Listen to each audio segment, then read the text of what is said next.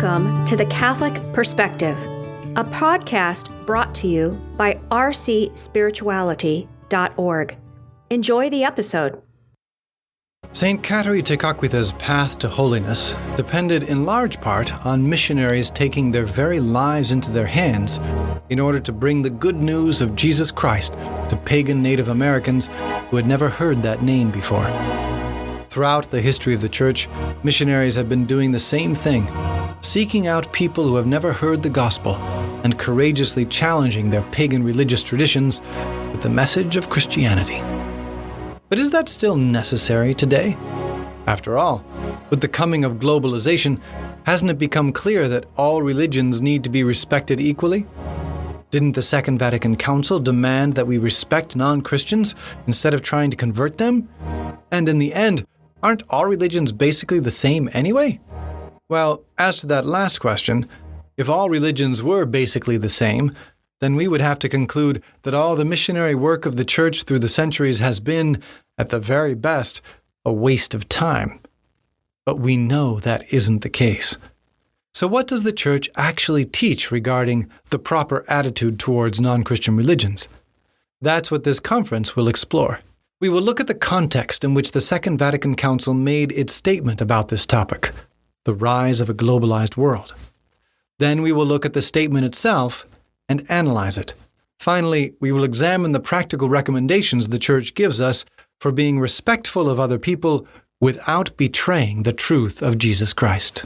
Here is how the Council's declaration on the relation of the Church to non-Christian religions, Nostra Aetate, or In Our Time, begins. In our time, when day by day mankind is being drawn closer together, and the ties between different peoples are becoming stronger, the Church examines more closely her relationship to non-Christian religions. In her task of promoting unity and love among men, indeed among nations, she considers above all in this declaration what men have in common and what draws them to fellowship. As that statement shows, decades before the turn of the 21st century, the Church had already explicitly acknowledged the coming wave of globalization, in which the fate of individual nations and the fate of the whole family of nations were more closely intertwined than ever before. In a world without telephones, internet, airplanes, television, satellites, and nuclear weapons, and such was the world just one generation before the Council published this document in 1965, different peoples could easily keep to themselves. Earthquakes in Iran didn't used to make headlines in Argentina. Now, however, Argentinians can watch floods in Thailand on the internet and email contributions to relief funds the same day. The Church anticipated this change, and more than any other institution, appreciated its profound cultural implications.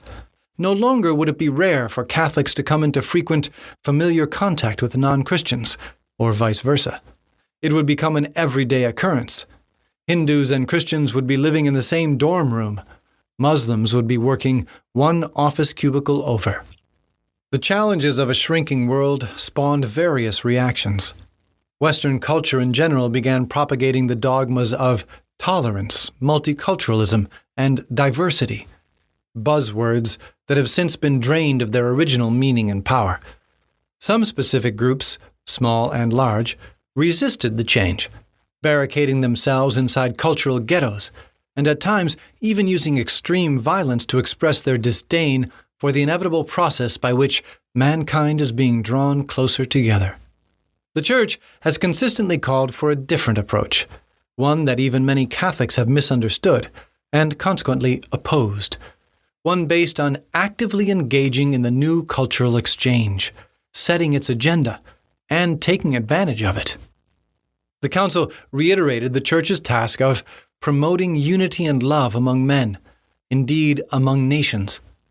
And to make this task more doable, Nostra Aetate set out to reflect on what men have in common and what draws them to fellowship. It was looking for some way to build bridges between different cultures and their differing religions, instead of retreating into a fearful, self-defeating fortress mentality. Critics of this approach accuse the Second Vatican Council of compromising the primacy of Christ, of glossing over the uniqueness and definitiveness of Christian revelation, and thereby falling into religious indifferentism, a heresy claiming that all religions are basically the same. Maybe some individual Catholics have tumbled into that error, but the Church itself hasn't. Already, the Council's document reiterates Christ's incomparable supremacy, and the Catechism goes so far as to restate the ancient affirmation that there is no salvation outside the Church, that all salvation comes from Christ the head through the Church, which is his body. To reunite all his children, scattered and led astray by sin, the Father willed to call the whole of humanity together into his Son's Church. The Church is the place where humanity must rediscover its unity and salvation. No trace of indifferentism there. In the same vein, the Council Fathers reaffirmed the Church's task of evangelizing all cultures.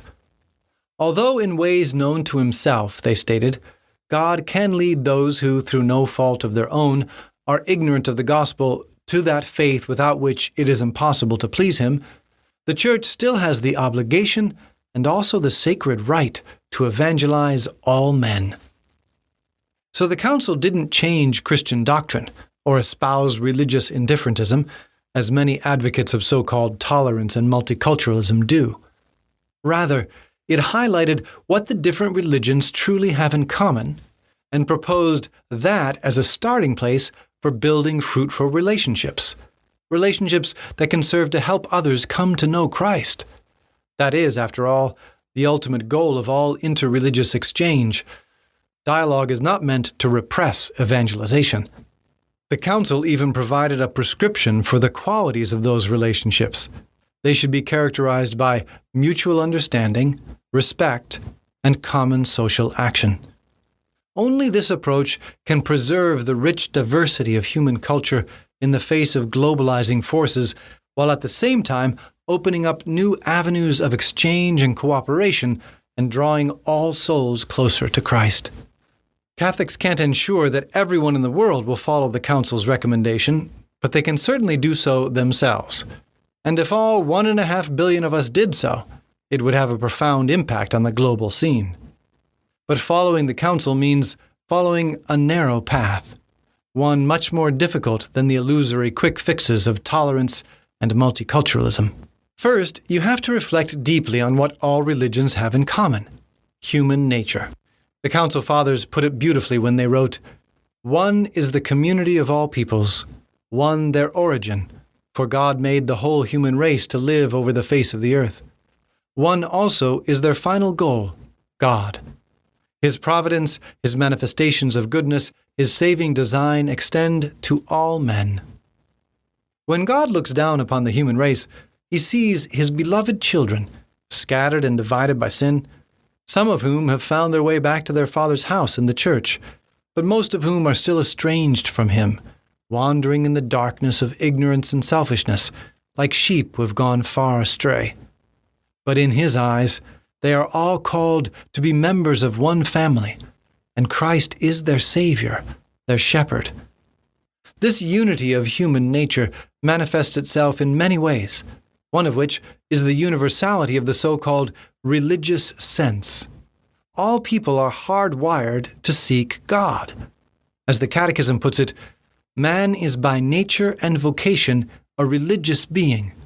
Man is made to live in communion with God, in whom he finds happiness. Because of this, all religions, whether local tribal creeds, Hinduism, Buddhism, Islam, or Judaism, share a common endeavor. They try to satisfy this innate human longing for God. Nostra Aetate expresses this by pointing out the basic questions that all religious doctrines try to answer, the same questions that resound in the depths of the human spirit.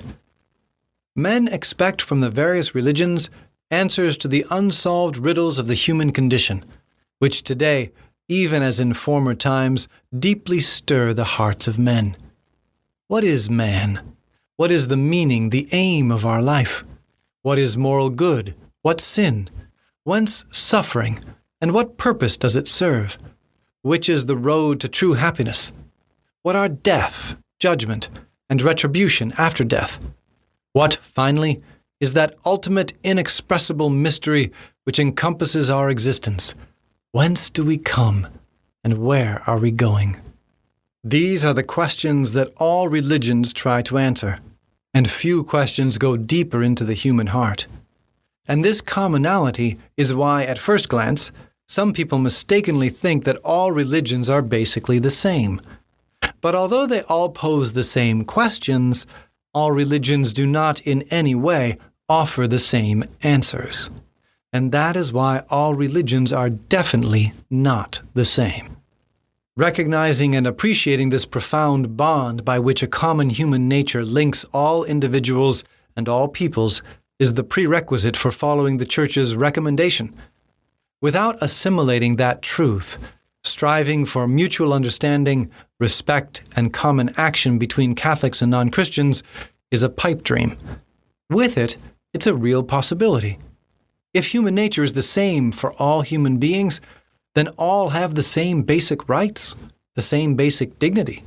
The promotion of that dignity and the protection of those rights provide an ample field for common action among followers of different religions. Jews and Catholics may not agree on the divinity of Christ, but they can certainly agree that we all ought to pool our resources to see that starving children get fed.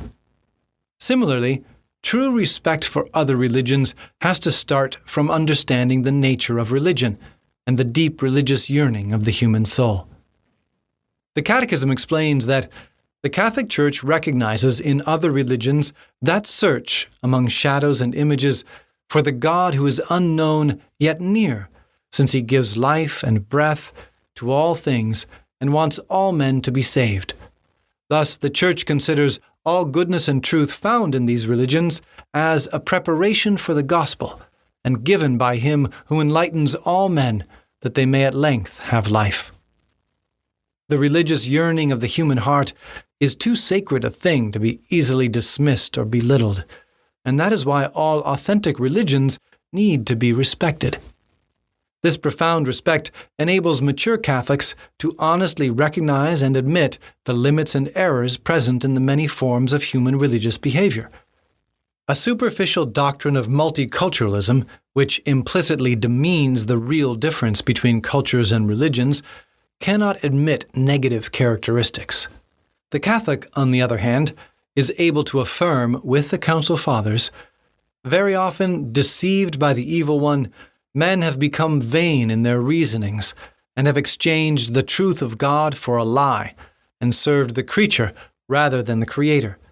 Or else, living and dying in this world without God, they are exposed to the ultimate despair. The Catholic is not afraid to try and convince the natives of Fiji that cannibalism is contrary to true religion. Dogmatic multiculturalist wouldn't dare. Finally, the mutual understanding that ought to characterize relations between Catholics and non-Christians also finds its foundation in the unity of human nature. Each human heart longs for transcendence, for lasting happiness. Each religion claims to offer a different path to the fulfillment of that desire. This is the starting place for authentic dialogue. It presupposes that individuals understand thoroughly the tenets of their own faith, not only by study, but most especially by a concerted, heartfelt effort to live it out. Without understanding your own faith, you will have nothing to offer others, and you run the risk of being seduced by half-truths found in other religions.